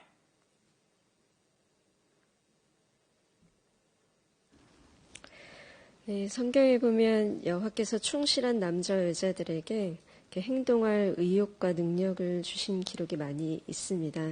여호와의 성령은 우리의 마음과 정신에 작용해서 그분을 섬기는 이런 부면에 있어서도, 즉 이런 희생적인 태도를 나타내는 부면에 있어서 열망이 커지게 할 수 있기 때문에 기도가 중요한 것이라고 할 수 있습니다. 예, 그렇습니다. 감사합니다. 네, 서명화 형제. 네, 그 후대는 여호와 하나님을 본받는 특성이기도 합니다. 따라서 여호와께 기도할 때 그분께서 지원해 주시고 그렇게 할 능력을 주실 것임을 우리는 확신할 수 있습니다. 예, 그렇습니다. 감사합니다. 이러한 방법을 통해서 희생적인 태도를 기르는 것이 왜 필요한지 다음 항을 통해서 또 살펴보도록 하시죠. 12항입니다. 당신이 침례받은 젊은 형제라면 회중에서 더 많이 일하려는 의욕을 갖게 도와달라고 여호와께 청하십시오. 일부 나라에서는 봉사의 종이 장로에 비해 수가 적으며 그들 중 다수는 나이가 많습니다. 조직의 규모가 계속 확장됨에 따라 여호와의 백성을 돌볼 젊은 형제들이 더 많이 필요합니다. 필요한 곳이 어디든 기꺼이 섬기고자 한다면 당신은 분명 행복해질 것입니다. 이유가 무엇입니까? 여호와를 기쁘게 해드리고 좋은 평판을 얻고 다른 사람을 도우면서 만족을 느낄 것이기 때문입니다. 네, 12항 보시죠. 침례받은 젊은 형제는 어떻게 회중과 조직을 지원할 수 있습니까? 네, 김정숙 자매.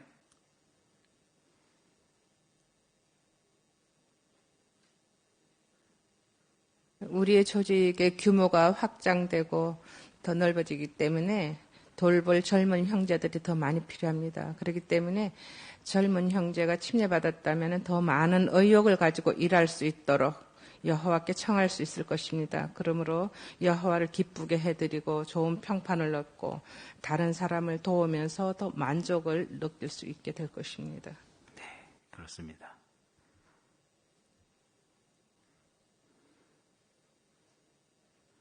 네, 김진섭 형제 발표하실까요? 네, 젊은 형제들이 이렇게 영적으로 더 희생적으로 기꺼이 일을 더 많이 하려는 태도를 발전시키는 면이 쉽지 않을 수 있지만 항에서 알려주는 것처럼 또 주제성구에서 알려주는 것처럼 희생적인 삶을 사는 것이 결국은 더 행복한 삶을 사는 것이다라는 것을 계속 실제로 경험해 나가면서 그런 만족감을 느낀다면 그런 의욕을 더 많이 가질 수 있을 것입니다. 예, 그렇죠. 네, 감사합니다. 특히 우리 중에는 이런 입장에 있는 젊은 형제들이 많이 있는데 두 번째 제안을 잘 적용해 볼 필요가 있을 것 같습니다. 그러면 다음 13, 14항을 통해서 세 번째 제안을 살펴보도록 하시겠습니다. 다른 사람들의 필요에 관심을 기울이십시오. 사도 바울은 히브리 그리스도인들에게 이렇게 권고했습니다. 선을 행하는 것과 여러분이 가진 것을 다른 사람들에게 나누어 주기를 잊지 마십시오. 하느님께서는 그런 희생을 기뻐하십니다. 그것은 꼭 필요한 교훈이었습니다. 그 교훈을 받고 얼마 지나지 않아 유대에 사는 그리스도인들은 집과 일과 믿지 않는 가족을 뒤로하고 산으로 도피해야 했습니다. 그곳에 도착한 그리스도인들은 반드시 서로 도와야 했습니다. 그들이 이전부터 바울의 교훈에 따라 가진 것을 서로 나누었다면 새로운 생활 방식에 적응하기가 더 쉬웠을 것입니다. 형제 자매들이 어떤 도움이 필요한지 항상 우리에게 말하는 것은 아닙니다. 예를 들어 아내와 사별해서 힘든 시간을 보내고 있는 형제가 있다고 생각해 보겠습니다. 그가 식사를 하거나 차편을 이용하거나 집안일을 하는데 도움이 필요합니까? 형제는 우리에게 부담을 주고 싶지 않아서 도와달라고 말하지 않을 수 있습니다. 그래도 우리가 솔선해서 도와준다면 정말 고마워할 것입니다. 우리는 형제 자매들이 알아서 잘 지낼 것이라고 짐작하거나 도움이 필요하면 언제든 우리에게 말할 것이라고 생각해서는 안 됩니다. 내가 그 상황이라면 어떤 도움이 필요할까 하고 생각해 보십시오. 네. 어떤 실제적인 방법으로 형제 자매들을 도와줄 수 있습니까? 어떤 방법으로 도와줄 수 있을까요? 여기 보면 성서시대의 그 실예도 나오고 있고 관련된 사파도 있는데요. 다양하게 해설하실 수 있습니다. 네, 뒤에 박은희 자매.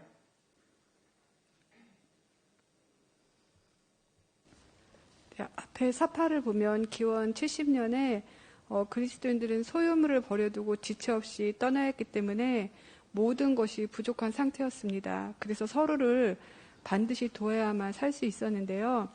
여기 사파에 보면 형제 자매들이 줄을 서 있고 또 잘 조직된 형제들이 곡식가루를 나눠주고 있습니다. 그래서 옆에 한 자매가 받은 곡식자루를 가슴에 꼭 안으며 깊이 감사하는 모습입니다. 예, 그렇죠. 감사합니다. 네, 김정숙 자매.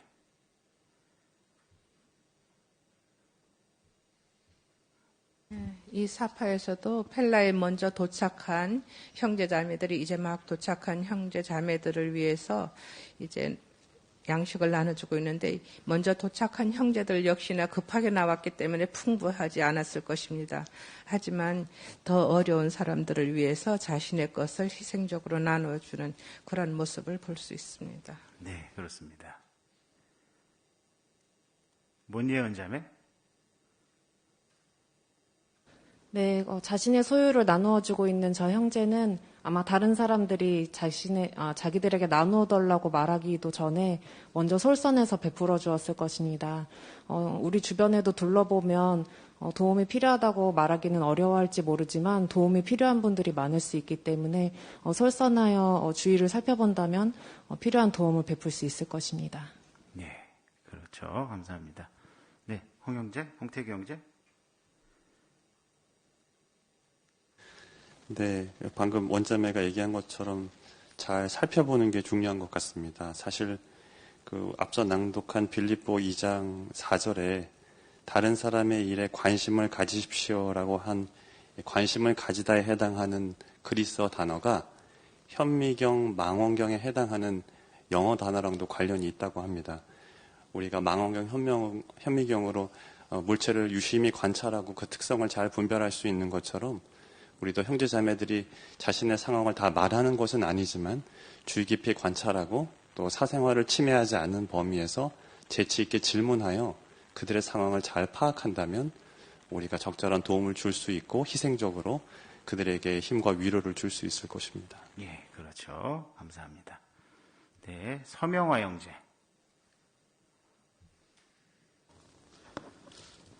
네, 도움을 받는다는 것이 이렇게 쉬운 일은 아니지만 여기 그 출판물 내용 가운데 보면 바울의 교훈에 따라 가진 것을 서로 나누었다면 새로운 생활 방식에 적용하기 더 쉬웠을 것입니다라고 해서 정말 후대하기를 좋아하는 사람 그리고 남을 고려하고 필요에 따라 돌보는 사람으로 알려져 있다면 아마 틀림없이 더 도움을 구하기가 쉽지 않을까 생각도 해봅니다. 그래서 이런 부면에서 우리가 더 많이 심는 사람이 되도록 한다면 좋겠습니다.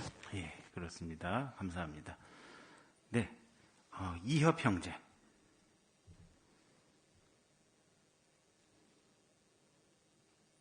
네, 14항에 예가 나와 있는데요. 아내와 사별해서 힘든 시간을 보내고 있는 형제가 있다고 생각한다면 우리는 그 형제가 알아서 잘 지낼 거라고 짐작하기보다는 우리가 솔선해서 식사를 준비해주거나 차편을 도와주거나 집안일을 도와준다면 그 형제는 정말로 고마워할 것입니다. 네, 그렇죠. 어떤 자문도 해볼 수 있을까요? 다른 사람의 필요를 돌보기 위해서. 네, 뒤에 김대한 형제. 네, 예수께서 사람들의 필요를 잘 아시고 불쌍히 여겼던 것처럼 우리도 그들의 필요를 잘 알기 위해서 내가 그 상황이라면 어떤 도움이 필요한가라는 점을 자문해 볼 수 있겠습니다. 예, 그렇죠. 그런 방식들을 통해서 또 다른 사람의 필요에 관심에 귀를 기울일 수 있을 것입니다. 자, 네 번째 제안 15항을 통해서 살펴보겠습니다. 다가가기 쉬운 사람이 되십시오. 분명 당신의 회 중에도 언제나 다른 사람을 기꺼이 도와주는 형제 자매들이 있을 것입니다. 그들은 결코 우리가 그들에게 폐를 끼친다고 느끼게 하지 않습니다. 우리는 도움이 필요할 때면 그들이 언제나 도와줄 것임을 알고 있습니다. 그런 형제 자매들을 보면 우리도 그들처럼 되어야겠다는 마음이 생깁니다. 40대 장로인 앨런은 다가가기 쉬운 사람이 되려고 노력합니다.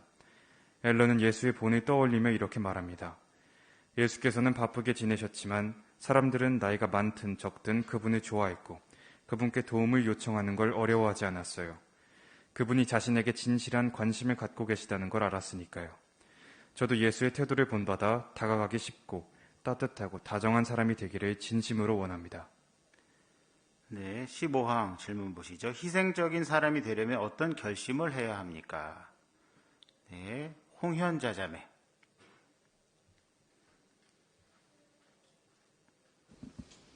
누군가가 도움이 필요할 때 언제나 기꺼이 도와줄 수 있고 또 도움을 받는 사람이 폐를 끼친다고 느끼지 않도록 다가가기 쉬운 사람이 되려고 노력할 수 있습니다. 네, 그렇죠. 감사합니다. 방정현 형제.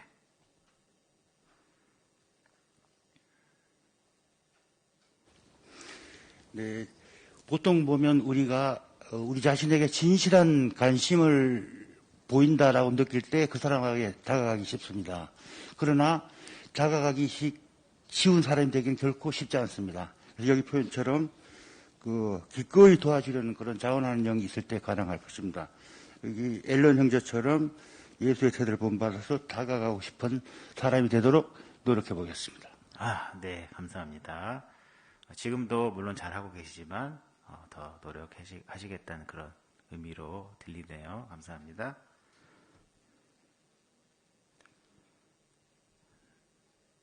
네. 자, 그러면 이어서 16항 보시겠습니다.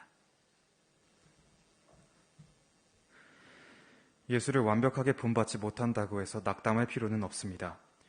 미술을 배우는 학생이 훌륭한 화가의 작품을 완벽하게 따라 그릴 수는 없습니다. 하지만 그가 실수를 통해 배우고 훌륭한 화가를 본받기 위해 최선을 다한다면 실력이 계속 향상될 것입니다. 그와 비슷하게 우리가 개인 연구를 통해 배운 점을 실천하고 결점을 바로잡기 위해 최선을 다한다면 예수께서 남기신 본을 더 밀접히 따를 수 있을 것입니다. 함께 시편 119편 59절, 60절 보시겠습니다. 네, 김윤섭 형제.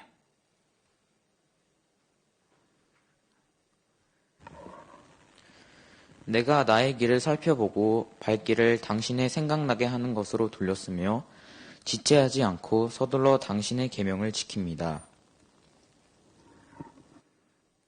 네, 감사합니다. 시편 119편 59절 60절의 말씀을 적용하는 것이 예수의 본을 밀접히 따르는데 어떻게 도움이 됩니까? 네, 최지유 자매. 저희는 완벽하게 예수를 본받지는 못하지만 실수를 통해서 배우고 개선할 필요가 있는 부면들을 알게 되면 지체 없이 개선하기 위해 노력함으로 예수께서 남기신 본을 더 밀접히 따르게 될 수 있습니다. 네, 그렇습니다. 감사합니다. 노유정 자매.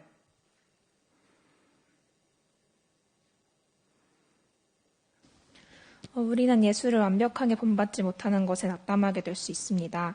하지만 낭독성구처럼 나의 길에 어떤 결점이 있든 그것을 살펴보기 위해 드리는 시간과 그 결점을 바로잡기 위해 발길을 지체하지 않고 여호와께 돌려 예수를 본받으려는 노력 자체로도 우리의 영은 계속 성장하고 있겠다라는 생각을 하게 되었습니다. 따라서 낙담하기보단 개인 연구와 집회 또는 동료들과의 교제를 통해 배운 교훈을 행동으로 실천하려고 노력한다면 우리는 영적으로 성장하면서 예수의 본을 완벽하게는 아닐지라도 밀접히 따를 수 있음을 배우게 됩니다. 예, 그렇습니다. 감사합니다. 예, 뒤에 김찬주 형제. 네, 여기 보면 한 미술을 배우는 학생의 예가 설명되어 있습니다. 아마 처음에 미술을 따라서 그림을 그릴 때는 매우 좀 부족한 면이 많이 보였을지 모릅니다. 하지만 계속적으로 노력하다 보면 어느 순간 비슷비슷해지고 나중에는 더 잘 그릴지도 모릅니다. 따라서 부지런히 자신을 검토하고 밀접히 따르려고 우리가 계속 노력하다 보면 더욱더 훌륭히 본받는 사람이 될 수 있을 것입니다. 예, 그렇습니다. 이런 희생하는 태도를 소제목에서 알려주는 것처럼 우리는 기를 수 있습니다. 그렇게 했을 때 어떤 유익이 있을까요? 다음 소제목 하에 17, 18항 살펴보도록 하시겠습니다. 우리의 희생적인 태도는 다른 사람들에게 영향을 줄 수 있습니다. 장로인 팀은 이렇게 말합니다. 우리 회중에는 잘 발전해서 봉사의 종으로 임명된 젊은 형제들이 있어요. 그중 몇 명은 아주 어린 나이에 봉사의 종이 됐죠. 한 가지 이유는 그들이 회중에서 기꺼이 희생적으로 일하는 다른 사람들을 본받았기 때문입니다. 그 젊은 형제들은 희생적으로 회중을 지원하고 장로들에게도 큰 도움이 됩니다. 우리가 사는 세상은 이기심으로 가득합니다. 하지만 여호와의 백성은 전혀 다른 태도를 나타냅니다. 우리는 예수의 희생적인 태도에 감동을 받아 그분의 본을 따르기로 결심합니다. 물론 우리는 그분을 완벽하게 본받을 수 없습니다. 하지만 그분의 발걸음을 밀접히 따를 수는 있습니다. 예수의 희생적인 태도를 본받기 위해 최선을 다한다면 우리도 여호와의 승인을 얻는 기쁨을 맛보게 될 것입니다. 네, 김민수 형제 잘 준비된 좋은 낭독에 감사드립니다. 네, 17, 18항 질문 보시죠. 예수의 희생적인 태도를 본받는다면 어떤 유익을 얻을 것입니까? 네, 줌의 최금득 형제. 네, 이 세상은 이기심으로 가득하지만은 사랑이 우리들 한 사람 한 사람에게 진정한 자기 희생적인 정이 생기게 하므로 예수의 발걸음 밀접히 따름으로 해서 여호와의 승인을 얻는 기쁨을 맛보게 될 것입니다. 네, 그렇죠. 감사합니다. 관련된 사파가 위에 있네요. 사파와 관련된 해설을 하실 수 있습니다. 네, 오유림자매.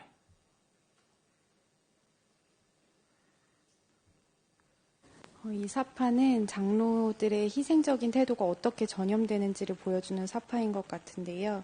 두 장로 형제가 한 청소년의 아버지의 병문안을 와서 사랑을 보이는 모습을 본 이 청소년 형제는 후에 더 연로한 자매를 돕거나 회관 청소를 하며 큰 만족감을 느끼는 것 같습니다. 또 이 모습을 관찰하고 있는 다른 청소년 형제도 있는데요. 그 형제도 좋은 영향을 받고 있는 것 같습니다. 이런 식으로 장로 형제들의 희생적인 태도가 회중 전체에 희생적인 영에 영향을 준다는 것을 보여주는 사파인 것 같습니다. 예, 그렇죠. 감사합니다. 네, 뒤에 최영철 형제. 오늘 배운 것과 일맥상통하게 예수 그리스도의 희생적인 태도의 제자들이 영향을 받은 것처럼 그 회중 성원의 한 명의 희생적인 태도가 다른 사람들을 또한 희생적인 행동을 하도록 만든다는 것입니다. 결과적으로 이렇게 전염이 되다 보면 회중 전체가 희생적인 영이 가득하게 되고 지금 얼굴 표정에서 볼 수 있는 것처럼 기쁨과 행복이 가득하다는 것을 이해하게 됩니다. 예, 그렇죠. 감사합니다. 임경태 경제. 네, 또한 이러한 그 희생이나 주는 일을 어떤 대가를 바라고 하는 것은 아니지만 사랑이 온 그 밑바탕이 되어서 희생을 하고 또 어떤 대가를 지불하게 되기까지 되지만 이러한 그 과정을 통해서 유하나님께서는 비이기적으로 그분을 섬기는 모든 사람들을 축복하시고 또 인도하신다는 그런 유익을 생각한다면 우리가 힘은 들고 또 때로 고단하다 할지라도 이러한 예수의 본을 받는 일에 항상 나 스스로가 또 좀 더 개선할 부면은 없는지 검토해 보는 것은 우리 자신만 아니라 회중 전체에게도 유익할 것입니다. 예, 그렇죠. 단편적인 유익만 아니고 또 나 자신만이 아니라 정말 다양하고 여러 가지 부면에서 유익을 얻을 수 있다는 점을 우리는 알 수 있습니다. 네, 이렇게 본항의 내용을 다 살펴봤는데요. 어떻게 대답하시겠습니까? 세 가지 질문을 통해서 오늘 배운 점들을 다시 한번 기억해 보도록 하시겠습니다. 예수께서는 어떻게 사람들을 희생적으로 도와주셨습니까? 네, 박수희 자매.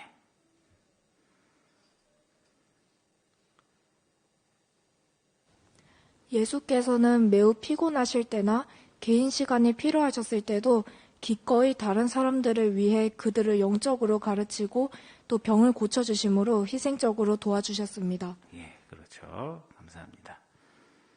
김용일 형제. 네, 마가 6장 31절 34절이나 누가 9장 10절 11절에서도 불쌍히 여기셨다, 또 친절하게 맞이하셨다, 이런 걸 보면 단지 의무감이 아니라 사랑에 찬 동정심이 주된 동기로 그들을 도우셨다는 것, 그 점도 좀 배울 수 있겠습니다. 네, 그렇습니다. 우리는 어떻게 예수를 본받을 수 있습니까? 네, 박수영 자매.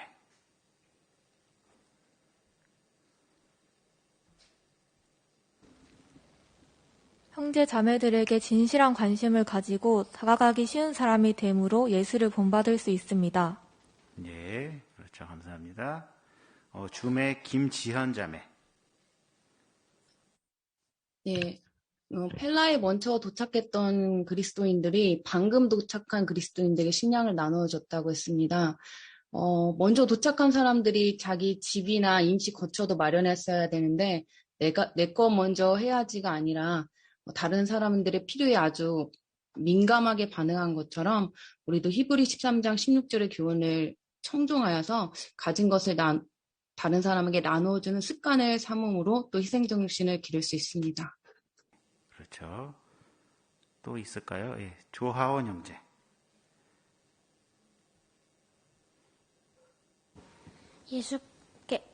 예수처럼 피곤할 때에도 다른 사람을 기꺼이 도와주고 개인 시간을 기꺼이 희생할 수 있습니다. 예, 그렇죠.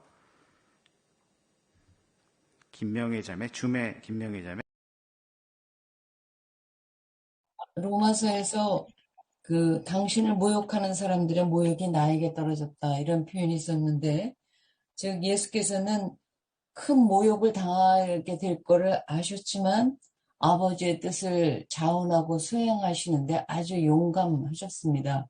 마찬가지로 우리도 어떤 상황이 되든지 간에 우리가 하나님의 뜻을 행하는 데 있어서 그러한 면을, 예수의 면을 본받아야 할 것입니다. 네, 그렇죠. 감사합니다. 희생적인 태도를 기르려면 어떻게 해야 합니까? 네, 먼저 이채연 자매. 자신이 나타내는 태도를 점검해보고 여호와께 의욕과 행할 능력을 달라고 간절히 기도하고 다른 사람들의 필요에 관심을 기울이고 다가가기 쉬운 사람이 되기 위해 노력할 수 있습니다. 예, 그렇죠. 감사합니다. 네, 한준기 형제. 예수의 희생적인 태도를 본받는 것인데요. 특히 오늘 주제 성구처럼 주는 것이 받는 것보다 행복하다라는 것을 마음에 새기고 우리도 주기 위해서 노력함으로 예수의 태도를 본받을 수 있을 것입니다. 예, 그렇습니다. 네, 이하나 자매. 네, 자신의 태도를 점검해보는 면과 관련해서 오늘 파수티 기사는 우리가 시간과 자원을 이미 여호와께 바치기로 했다는 점을 지적합니다. 오늘 공개 강연에 나왔던 것처럼 우리가 사실 다른 사람을 돕는 게 뭔가를 희생한다기보다는 이미 여호와께 바친 우리의 시간과 자원을 여호와께서 기뻐하시는 다른 방식으로 사용하고 또 그것이 여호와를 기쁘게 해드리는 것이라는 점을 좀 생각해 볼 수 있겠습니다. 예, 그렇죠. 감사합니다. 김영훈 형제. 네, 물론 불완전하기 때문에 예수를 완벽하게 본받는 것은 불가능하지만 베드로전서 2장 21절처럼 그분의 발걸음을 희생적인 태도를 꾸준히 따르고자 계속 노력할 필요가 있겠습니다. 예, 그렇습니다. 문종대 형제.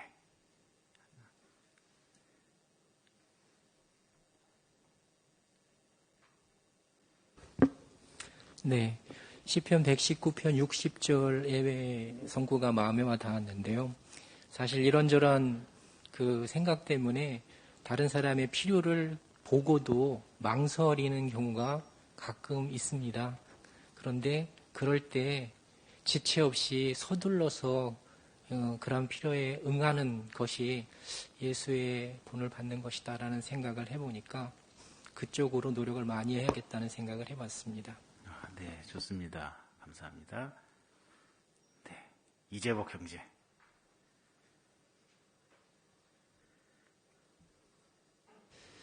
오늘 주제에서도 예수 그리스도의 본을 언급을 했는데요.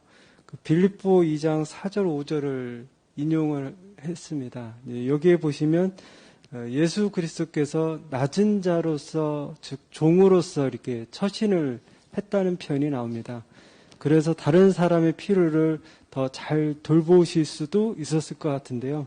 저희도 다른 사람의 필요를 돌보기 위해서는 우리 자신이 주인이라기보다는 좀 유익한 종이 되기 위해서 노력한다면, 그런 신분 의식을 가지고 있는다면 여호와 하나님과 또 우리 동료 그리스도인들을 돕는 면에서 더 적극적으로 아마 행할 것 같습니다. 네, 감사합니다. 네, 이렇게 오늘 파수대 내용을 다 살펴봤는데요. 우리가 살고 있는 이 시대가 그 악한 영이 만연해 있고 또 우리 또한 불완전하기 때문에 희생정신을 나타내는 것이 쉽지 않을 수 있습니다.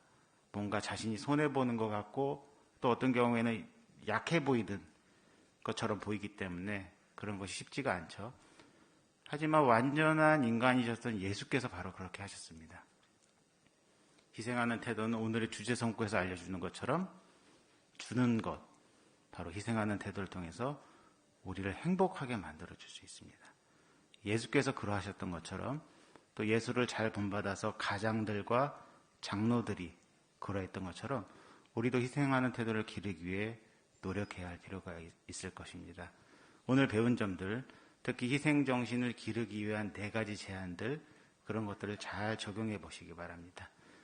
우리에게 만족감을 줄 수 있고 무엇보다도 여호와의 승인을 얻는 그런 큰 기쁨을 느낄 수 있다는 점을 기억하면서 오늘 배운 점들을 잘 적용해 보도록 권면해 드립니다. 네, 모든 분들의 적극적인 해설, 지지 감사드립니다. 그럼 오늘의 집회를 노래와 기도로 마치도록 하겠습니다. 가능하신 분은 함께 일어나셔서 기쁨으로 노래하라 13번, 그리스도 우리의 본, 베드로전서 2장 21절에 근거한 노래를 함께 부르시고 마치는 기도는 오늘 연설에 수고해 주신 김윤철 형제가 우리를 위하여 기도할 것입니다.